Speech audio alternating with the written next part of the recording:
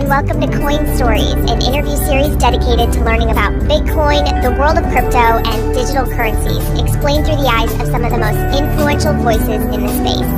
They've been in Bitcoin for years, and in that time, it's had booms and busts, but they remain steadfast in their belief that this technology will change our lives.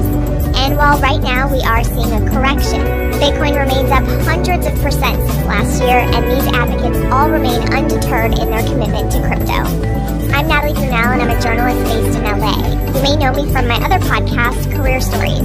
Like many of you listening, I don't have a background in finance or cryptocurrency, but I am passionate about learning the best ways to save and invest my money. I first dipped my toes in Bitcoin back in 2017, not really understanding it or knowing much about it.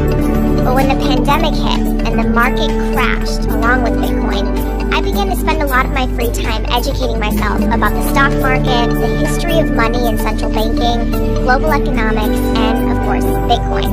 I think I read The Bitcoin Standard by Saifedean Ammous 3 times. I highly recommend it if you're interested in this space. Learning about Bitcoin has been fascinating, intimidating, and it's changed my perspective on my life and my financial future. Just for some quick background on me, my family is first generation in the US, and money was tight growing up. I was raised with the values of hard work and saving as much as you can. My family came here like so many, just wanting a better life and to be part of the American middle class. But fast forward not that many years, and if you're in the so-called middle class, it's harder and harder to afford what previous generations could, especially for millennials. It seems like no matter how much you try to save, it's just never enough. So I was really fascinated by the opportunity Bitcoin presented as the first digital form of sound, scarce money that can't be overinflated or corrupted and is available to everyone. Many of its supporters refer to it as a savings technology, where your money should be enough. If you put it away to save, it shouldn't be devalued just sitting in a bank account. Now, it is volatile. This is no surprise to the people who are Bitcoin evangelists. It is shocking for investors who are new or FOMO'd and bought it when it climbed to over $60,000.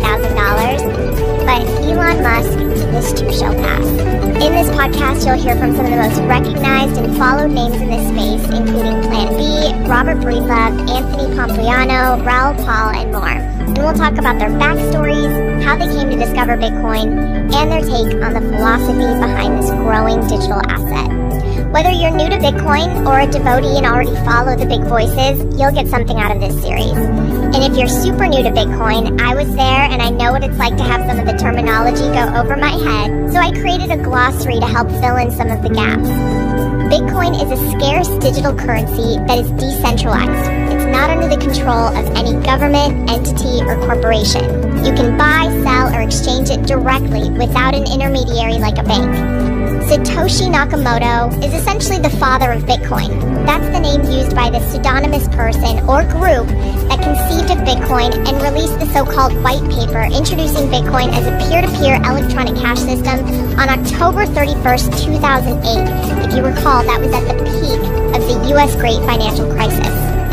A Satoshi is also a division of a Bitcoin. One Bitcoin is equal to 100 million Satoshis, also known as sats.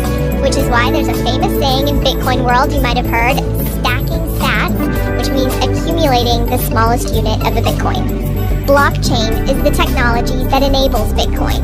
It's essentially a digital ledger of transactions, and the entire network has a copy of it. It is distributed across all the computer systems on the blockchain.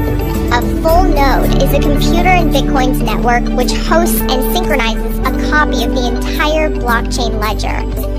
Bitcoin mining is the process of verifying blocks of Bitcoin transactions. Now, this is a critical aspect in the development and maintenance of the blockchain ledger.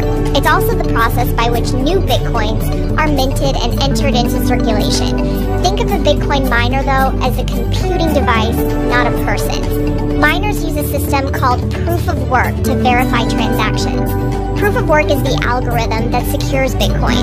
It's all about decentralization, verification, and consensus. So how it works is miners use extremely large amounts of computing power to solve very complex mathematical puzzles. These computer systems compete with each other to solve them. The miners then have to reach a consensus to verify the puzzle was solved, and then they can accept the block and permanently record it onto the blockchain ledger.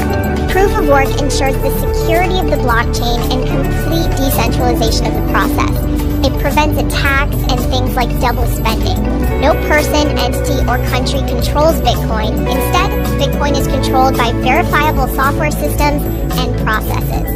Now, when a miner solves a puzzle and that work and those transactions are confirmed, the miner is paid a reward in new Bitcoins according to a schedule. Every 4 years, the amount of Bitcoins the miners receive for each block of transactions is reduced by 50%. These events are referred to as halvings. The next halving will happen in 2024, and they typically coincide with a large rise in the price. Proof of stake doesn't apply to Bitcoin, but it's also something you should know. It differs from proof of work in that instead of putting up large, powerful computing systems, it's based on validators who stake their own currency in the mining process. It's more energy efficient, but it can lead to centralization, because people who have more coins to put up or stake can verify more transactions. Proof of stake is almost a hybrid between the absolute decentralization of Bitcoin and the absolute centralization of government money. Digital scarcity refers to the limited availability of a virtual good or resource that cannot be easily copied or emulated. Bitcoin was designed to have a hard supply cap of 21 million coins that will ever be mined. And because of decentralization,